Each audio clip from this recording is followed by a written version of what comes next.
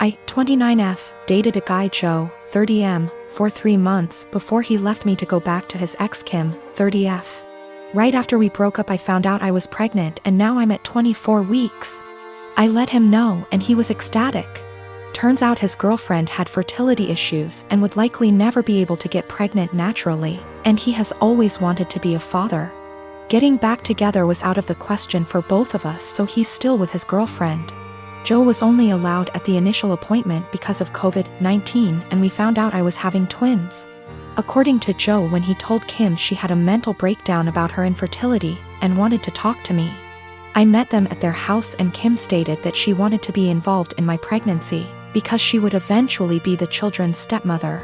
She started telling me that I needed to do a home birth, that I needed to formula feed so that they could have the babies half of the week, that she wanted 1 boy and 1 girl, and that she wanted the kid to call her mama since they would be calling me mommy. I shut her down and said I would make the best choices for my children and my body and left. Kim continued to be overbearing and texting me every day about my eating habits, exercise habits, and ing about how her job wouldn't let her take maternity leave.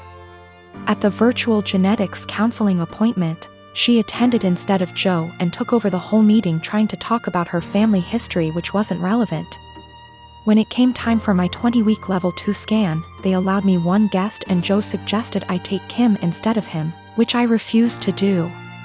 Joe did end up coming and he found out the gender because I wanted to keep it a surprise for me so we could throw a gender reveal party. I put a pregnancy announcement on my social media and then she put up an announcement saying they were expecting twins, the non-traditional way, and how blessed she was. I was irritated but I kept my mouth shut. Then she threw a gender reveal party and posted it on social media. I wasn't even invited. She also announced that she's having a baby shower.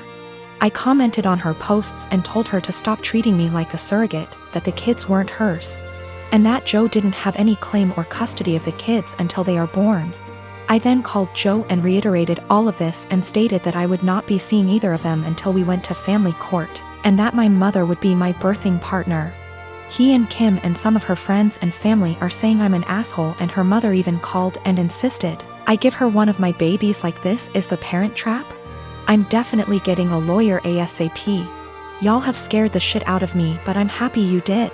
We used condoms because I do not react well to hormonal birth control, and I had to wait to get a non-hormonal IUD because of other medical issues.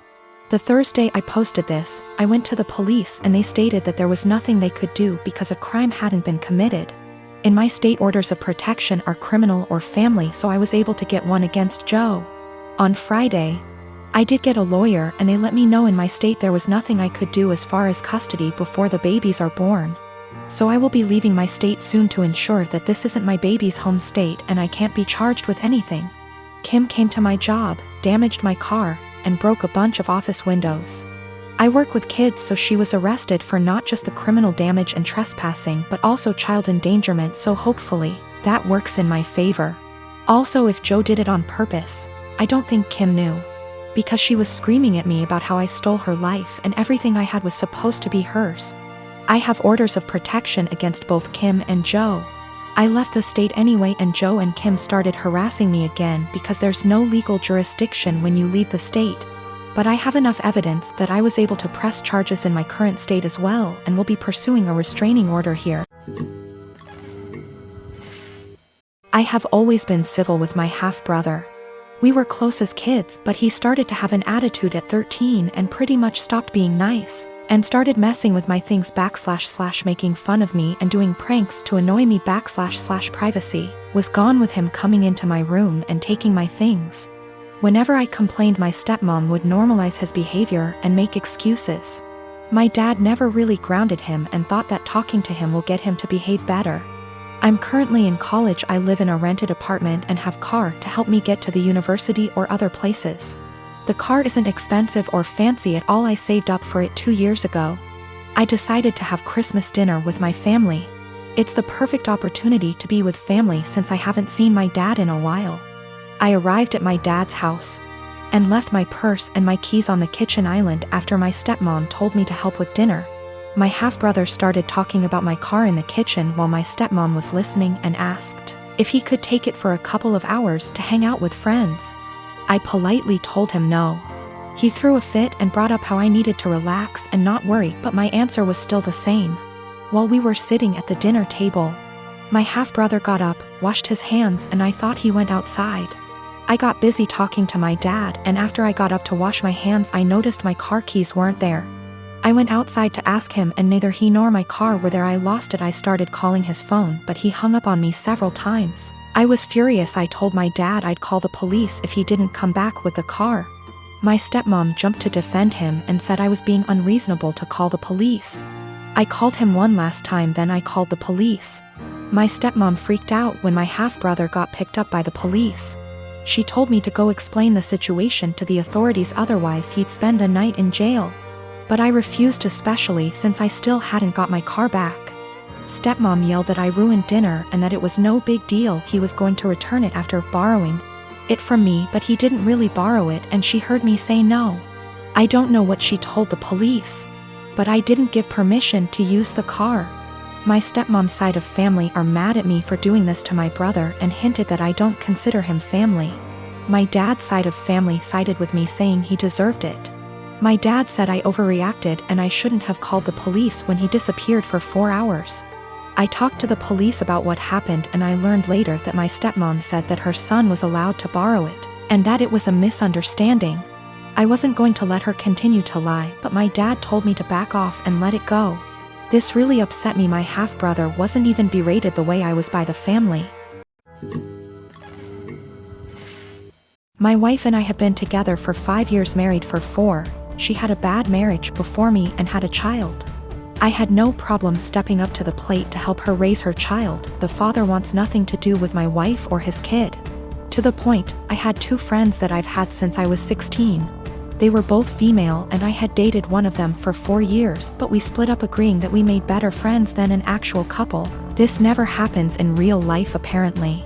She's always been my go for advice, and I made our friendship 100% transparent for my wife when we first met, and never did anything out of habit. My friend and I still said we loved each other, but more of a platonic love.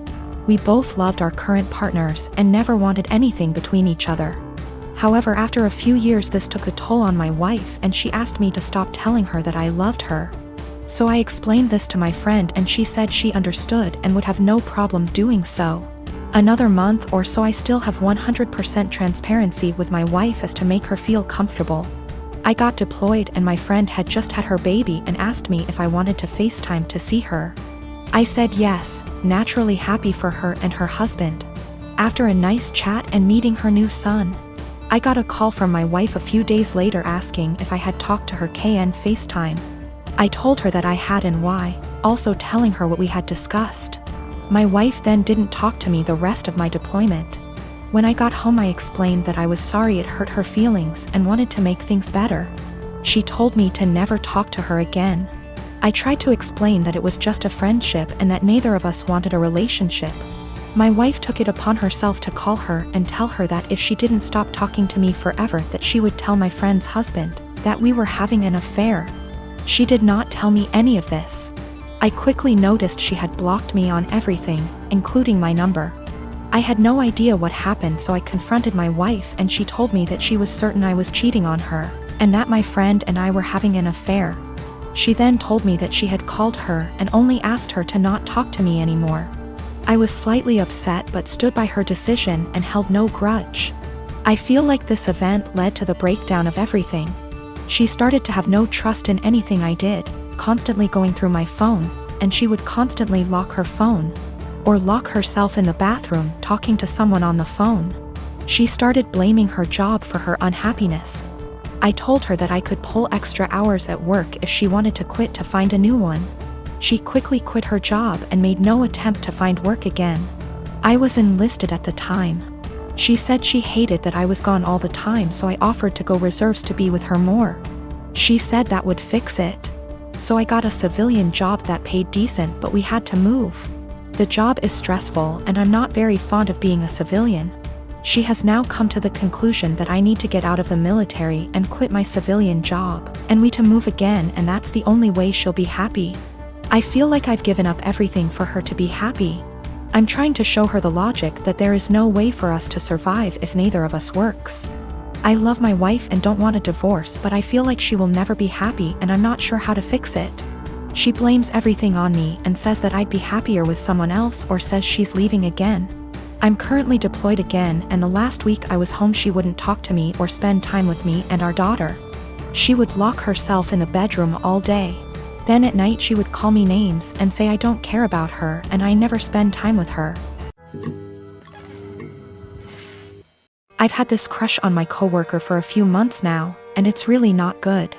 We only see each other in passing, and he's only talked to me once about something work-related. Even though we don't talk, we do look at each other sometimes, so we notice each other's existence. He's very outgoing and friendly with other people on my team. He's also very attractive. I enjoy being around him, but I'm way too nervous to talk to him. Honestly, I basically just admire him from afar. I'm not interested in a relationship with anyone right now, partially because I need therapy to heal from past relationships first.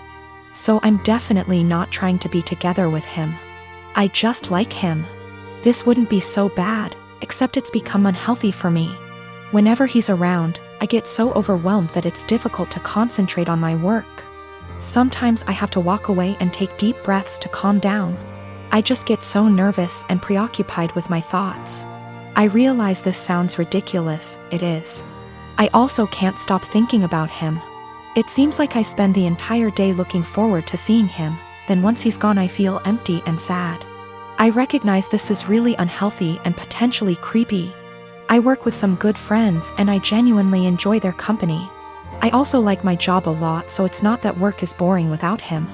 I'm actually a very talkative and happy person with everyone else. I really want to get over these feelings because they're useless and only hurting me. To be honest, this isn't the first coworker I've felt this way about.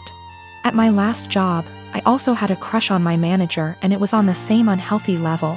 So I feel like becoming fixated on people is a reoccurring problem, and I really would like to know how I can change this pattern.